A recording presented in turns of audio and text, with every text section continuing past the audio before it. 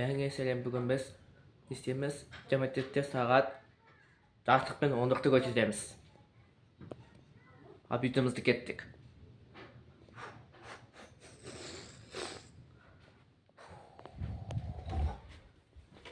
Biz videomuz başladık.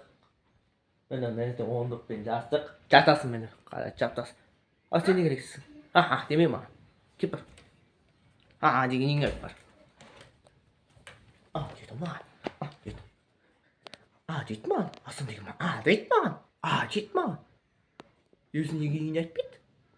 Жеті маған. Жеті маған. Өзі тұқпай екен, асан деген. Күлмей маған. Күлгенің ұнамайды сенің.